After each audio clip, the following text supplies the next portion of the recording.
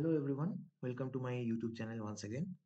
তো আজকে আমরা যে বিষয়টা নিয়ে আলোচনা করব সেটা বিশেষভাবে গুরুত্বপূর্ণ, বিশেষ করে যারা ক্যালকাটা ইউনিভার্সিটি স্টুডেন্ট এবং সিবিসিএস সিস্টেমের আন্ডারে যারা গ্র্যাজুয়েট হয়েছে বা সদ্য গ্র্যাজুয়েট হয়ে এখন তারা সরকারি চাকরির জন্য বা বিভিন্ন ক্ষেত্রে তারা অ্যাপ্লাই করছে, যেখানে তাদের সিজিপিএ থেকে পার্সেন্টেজে মার্কস কনভার্ট করার জন্য একটা ফর্মুলার প্রয়োজন। তো বেসিক্যালি এর সূত্রপাত কোথায়? আমি বছর ২ এক আগে আমার গ্র্যাজুয়েশনের পরে আমি একটা ভিডিও বানাই। সেখানে আমি দেখিয়েছিলাম যে কিভাবে একদম ইন ডেপথ আমি ক্যালকুলেশন করে দেখিয়েছিলাম কি করে আমাদের প্রাপ্ত নম্বর থেকে প্রত্যেকটি সেমিস্টারে এসজিপিএ ক্যালকুলেট করা হয় এবং সেই এসজিপিএ গুলো নিয়ে কি করে ফাইনালি সিজিপিএ ক্যালকুলেট করা হয় according to university rules and guidelines. তো খুব ইন্টারেস্টিংলি সেই ভিডিওর তলায় প্রচুর দর্শকদের কমেন্ট আমি পাই, যেখানে তারা প্রশ্ন করছে যে কিভাবে সিজিপিএ থেকে পার্সেন্টেজ কনভার্ট করা যায় সেইটা তাদেরকে গাইডেন্স দেওয়ার জন্য সেই বিষয়ে। তো বেসিক্যালি এই বিষয়ে আমি নিজেও আটকে ছিলাম, কারণ বিভিন্ন জায়গায় বিভিন্ন সরকারি চাকরির ক্ষেত্রেও অ্যাপ্লাই করার সময় কিন্তু আমাদের পার্সেন্টেজে মার্কস চায় এবং সেটা তারা ওখানে ইনস্ট্রাকশন দেয় যে সিজিপিএ থেকে percentage according to university recommended formula তোমরা কনভার্ট করো এবং ডকুমেন্ট ভেরিফিকেশনের সময় সাপোর্টিং ডকুমেন্ট নিয়ে এসো যে তোমরা সিজিপিএ থেকে পার্সেন্টেজ কনভার্সনটা কোন ফর্মুলার বেসিসে করেছো এবং সেটা ইউনিভার্সিটি সাপোর্ট করছে কিনা। তো বেসিক্যালি সেই ক্ষেত্রে আমরা মানে আমার বিশেষ করে কিছু সমস্যার সম্মুখীন আমি হই এবং যেহেতু ক্যালকাটা ইউনিভার্সিটির কিন্তু সিবিসিএস সিস্টেমের আন্ডারে কোনো রকমের এরকম ফর্মুলা ছিল না এবং বর্তমানেও নেই। সেই কারণে আমি অ্যাপ্লিকেশনও দিয়েছিলাম ২০২৩ সালের জানুয়ারি মাসে। কিন্তু সেগুলো শেষমেশ ফলপ্রসূ হয়নি। তো বর্তমানে কিছু আপডেট এসছে এবং সেটা নিয়ে এখনো পর্যন্ত কোনো ভিডিও ইউটিউবে নেই। সে কারণে আমি ১ম ভিডিও বানাচ্ছি। আশা করি প্রত্যেকের কাছে খুবই গুরুত্বপূর্ণ এবং প্রত্যেকেই এখান থেকে সাহায্য পাবে। তো বেসিক্যালি যারা বিভিন্ন জায়গায় এপ্লাই করতে গিয়ে আটকাচ্ছিলেন বা আমাকে প্রশ্ন করছিলেন, আমাকে অনেকে মেইলও করেছেন। তো সকলের জন্যই এটা সুবিধাজনক হবে। বর্তমানে আমি বলি কি অবস্থা, বর্তমানে নতুন আমরা জানি কারিকুলাম এসছে ৪ বছরের আন্ডার গ্র্যাজুয়েট কোর্স, সেটাকে বলছে সিসিএফ সিস্টেম। সিসিএফ। তো তাদের জন্য বিগত ডিসেম্বর মাস ২০২৪ ডিসেম্বরে একটা সার্কুলার নোটিশ জারি করেছে ইউনিভার্সিটির তরফ থেকে এবং তাদের কিন্তু সিজিপিএ থেকে পার্সেন্টেজ কনভার্সনের ফর্মুলা ইউনিভার্সিটি বানিয়ে দিয়েছে। তো সেটা আমি দেখিয়ে দিচ্ছি এখন। তো এটা হচ্ছে তাদের সার্কুলার। এখানে আমরা দেখতে পাচ্ছি, তো CGPA to percentage for UG courses of studies under CCF as mentioned here under কি সেটা না, CGPA into 10 is equal to percentage of marks। তো ভালো কথা। তো এটা কিন্তু সিসিএফ সিস্টেমের আন্ডারে ক্যান্ডিডেট যারা পড়াশোনা করছে তাদের জন্য। তো এটা আমাদের ক্ষেত্রে অর্থাৎ যারা সিবিসিএস সিস্টেম আছে তাদের জন্য কিন্তু কার্যকরী হবে না। তা সেক্ষেত্রে আমাদের জন্য কি ইউনিভার্সিটি পদক্ষেপ নিচ্ছে? তো ইউনিভার্সিটি বলছে যে আমাদের ক্ষেত্রে তারা কোনো আর ফর্মুলা বানাবে না এবং এই মর্মে তারা লিখে দেবে যে তাদের কাছে কোনো ফর্মুলা নেই। তারা আমাদের যদি কোথাও আটকায় বা কোথাও যদি আমাদের সাপোর্টিং ডকুমেন্টস দিতে হয়, সেক্ষেত্রে ইউনিভার্সিটির তরফ থেকে তারা ডিক্লারেশন দিয়ে দিচ্ছে যে ইউনিভার্সিটির মানে যা নিয়ম, যা সার্কুলার সেই অনুযায়ী কোনো সিজিপিএ টু পার্সেন্টেজ কনভার্সনের ফর্মুলা নেই। তো বেসিক্যালি সেই ক্ষেত্রে আমাদের যেটা করতে হবে, সেই ক্ষেত্রে কিন্তু আমাদের বেসিক যেভাবে পার্সেন্টেজ বের করার যে সূত্র আছে চিরাচরিত, সেই অনুযায়ী আমাদের বের করতে হবে যে কোথাও যদি অ্যাপ্লাই করতে হয়, সেখানে কিন্তু এই obtain marks by total marks অর্থাৎ প্রাপ্ত মান বাই পূর্ণ মান into 100 is equal to percentage.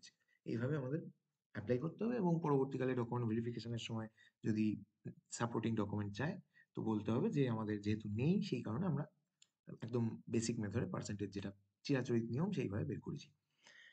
তো এই যে আমি নিজে এপ্লাই করেছিলাম এবং এপ্লাই করতে গিয়ে কি, কি প্রসেসে এপ্লাই করতে হবে, কোথায় কি করতে হবে তার জন্য আমি বিশদে এই ভিডিওটা এনেছি। তো এখানে যারা সিবিসিএস সিস্টেমে পাস আউট এবং যাদের ক্ষেত্রে এটা লাগবে, যারা চাইছে এই ডকুমেন্টটা, তো তাদের জন্য এই ডকুমেন্টগুলো এপ্লাই করার জন্য কিন্তু সাবমিট করতে হবে। তো ১ নম্বর হচ্ছে অ্যাপ্লিকেশন লিখতে হবে একটা, যেটা অ্যাড্রেস করা হবে to the secretary, council for under graduate study. এর কাছে এটা অ্যাপ্লিকেশনটা হবে যে আমি নিজের নাম সেখানে দিতে হবে। নাম, তার রোল নাম্বার, রেজিস্ট্রেশন নাম্বার, কত সালে পাস আউট এবং সে কি কারণে চাইছে, যদি কোনো বিশেষ কারণ থাকে, যদি কোনো চাকরি পেয়ে থাকে, যদি কোনো ডকুমেন্ট ভেরিফিকেশন এর জন্য হতে পারে। ঠিক আছে? তো বিশেষ যদি কোনো কারণ থাকে সেটা মেনশন করে অ্যাপ্লিকেশন লিখতে হবে এবং চাইতে হবে যে আমাকে এটা ডিক্লারেশনটা দেওয়া হোক। যেখানে ডিক্লারেশনের মধ্যে লেখা আছে যে কোনো ফর্মুলা নেই। তো তারপরে ২ নম্বর ডকুমেন্ট লাগবে গ্র্যাজুয়েশন সার্টিফিকেট। এটার জেরক্স কপি সেলফ অ্যাটেস্টেড। তারপর লাগবে all the marksheets of all 6 semester, ৬ টা সেমিস্টারের ৬ টা মার্কশিট। সব জেরক্স, সব self attested. CU registration certificate লাগবে। রেজিস্ট্রেশন সার্টিফিকেটও কিন্তু সেলফ অ্যাটেস্টেড। আচ্ছা, মার্কশিট ক্লাস 12 এর ফ্রন্ট এবং ব্যাক দুটোই কিন্তু লাগবে। মানে ফ্রন্ট সাইড, ব্যাক সাইড দুটোই লাগবে এবং দুটোই সেলফ অ্যাটেস্টেড এবং প্রুফ অফ ইমিডিয়েট নিড, অর্থাৎ আমার হতে পারে যে কোনো চাকরি পেয়েছি, হতে পারে ডকুমেন্ট ভেরিফিকেশন আছে, এক্ষুনি আমার লাগবে, কিছুদিনের মধ্যে লাগবে। এই ইমিডিয়েট যে আমার প্রয়োজন সেটা যদি আমি ইউনিভার্সিটিকে জানাতে পারি তাহলে ওরা আমার কাজটা তাড়াতাড়ি করবে। তো সেরকম যদি কারোর থাকে সেগুলোর প্রুফ, সেগুলোর জেরক্স, তার সাথে সেগুলো সেলফ অ্যাটেস্টেড করে আমি অ্যাটাচ করে জমা দিয়ে দেবো। তো আমার ক্ষেত্রে এইগুলো ডকুমেন্টই নিয়েছিল। এরপরে ভবিষ্যতে কেউ করতে গেলে তার থেকে ২-১ টা জিনিস বেশি বা কম নিতে পারে। তো আল্টিমেটলি করে দেবে। তো এগুলো সাবমিট করতে হবে ক্যালকাটা ইউনিভার্সিটি কলেজ স্ট্রিট যে ক্যাম্পাস আছে সেখানে, সেন্টেনারি বিল্ডিং যেটা আছে ডান হাতে, এবং তার 5th ফ্লোরে। 5th ফ্লোরে এই council's for under graduate studies এর অফিস, ওখানেই ওরা কিন্তু সাবমিট করলে ওরা ওখানে মোটামুটি ৭ দিনের মধ্যে করে দেয়। আচ্ছা, তো এবার আমি দেখিয়ে দেবো যে আমার নিজের কপিটা কিরকম, হার্ড কপি কিরকম দেখতে এবং কি লেখা থাকে, যাতে সবার বুঝতে সুবিধা হয়। তো এইটা হচ্ছে কপি। এখানে আমাদের দেখতে পাচ্ছি বাঁদিকে মাথায় সেক্রেটারি স্যারের নাম আছে, তাদের ডিপার্টমেন্টের নাম আছে council for under graduate study. তো টু হুম ইট মে কনসার্ন বলে একটা নোটিশ দিয়ে দিচ্ছে, যেখানে ক্যান্ডিডেটের নাম, তার রেজিস্ট্রেশন নাম্বার, কোন কোর্সে সে পড়েছে, কি পড়েছে, সিবিসিএস সিস্টেমের মধ্যে লেখা আছে এবং কত সালে পাস করেছে সবকিছু লেখা আছে। এবং এই যে সে এই কারিকুলামটার আন্ডারে যে পাস করেছে, গ্র্যাজুয়েট হয়েছে, সেটা ইউনিভার্সিটি কত নম্বর নোটিফিকেশন, কত নম্বর রুলের আন্ডারে সে বৈধভাবে পাস হয়েছে সেটা লেখা আছে, যে ইউনিভার্সিটি নোটিফিকেশন নম্বর এত, ডেটের এত। আচ্ছা, এইবারে লেখা আছে in accordance with the shed notification 10 point grading system is followed. অর্থাৎ এই যে সে পাস করেছে, গ্র্যাজুয়েট হয়েছে, তার জন্য একটা 10 পয়েন্ট গ্রেডিং সিস্টেম তৈরি করা হয়েছে এবং সেই বেসিসে তাকে মার্কিং দেওয়া হয়েছে এবং সিজিপিএ বা এসজিপিএ সেভাবে তাকে গ্রেডেশন করা হয়েছে, দিয়ে তাকে ডিগ্রিটা ফাইনালি দেওয়া হয়েছে। এইবারে আমাদের যে ভাইটাল পয়েন্ট যেটা আমরা চাইছি সেটা আসছে, যে nothing is mention regarding CGPA to percentage. Nothing is mention regarding CGPA to percentage calculation. তো এই লাইনটা আমাদের মোস্ট ইম্পর্ট্যান্ট। তো তার কারণ আমরা যখন অ্যাপ্লাই করবো কোথাও, যেহেতু কোনো ফর্মুলা নেই, তাই আমরা কিন্তু ইচ্ছামতো কোথাও 9.5 দিয়ে গুণ করে, কোথাও 10 দিয়ে গুণ করে সিজিপিএ কে পার্সেন্টেজ কিন্তু ওভাবে করতে পারবো না। সেই পথ আমাদের বন্ধ। আমাদের বেসিক নিয়মেই করতে হবে। obtained marks by total marks into 100, এবং পরবর্তীকালে সাপোর্টিং ডকুমেন্ট হিসেবে আমাদের এটা দেখাতে হবে। তো সেক্ষেত্রে এইটা আমাদের মোস্ট ভাইটাল পয়েন্ট।